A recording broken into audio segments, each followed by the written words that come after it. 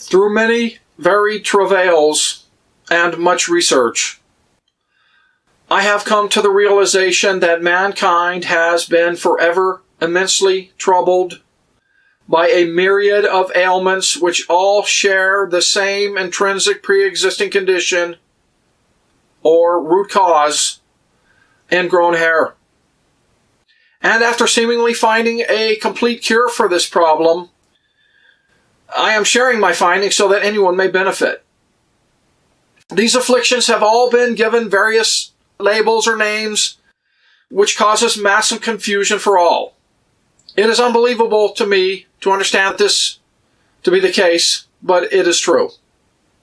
In my opinion, they should all be renamed for the real causal condition, ingrown hair, and also treated as such, and not remain named by some after effect like a microbe or whatever that comes later only because of the pre-existing illness.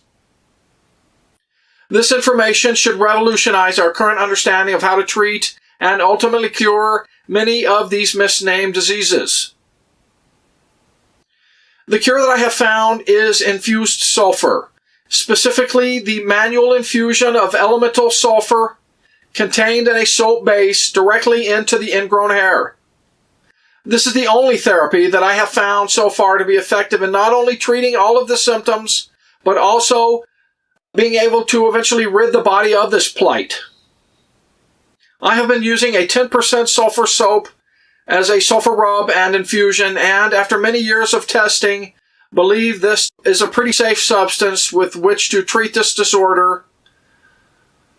Granted, certain behaviors are followed by the recipient of the treatment, and that it's good sulfur soap.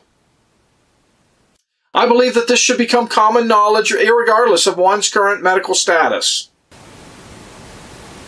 I think that much of the time, if not most of the time, Alzheimer's disease also fits into this category.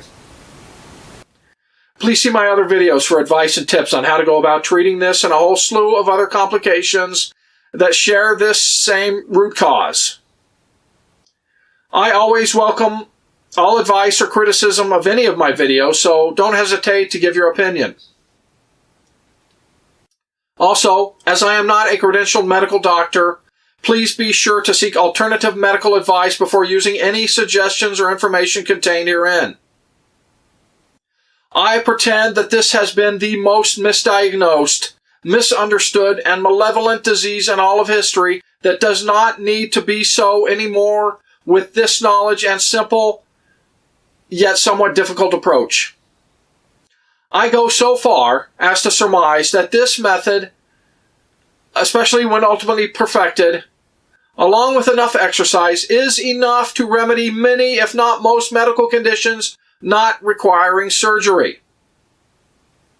As an aside, I would like to eventually find a substance to infuse that works as well as a sulfur in all aspects of the treatment, but is easier to use. I'm not sure if that will be found or not. Stay tuned for more upcoming information.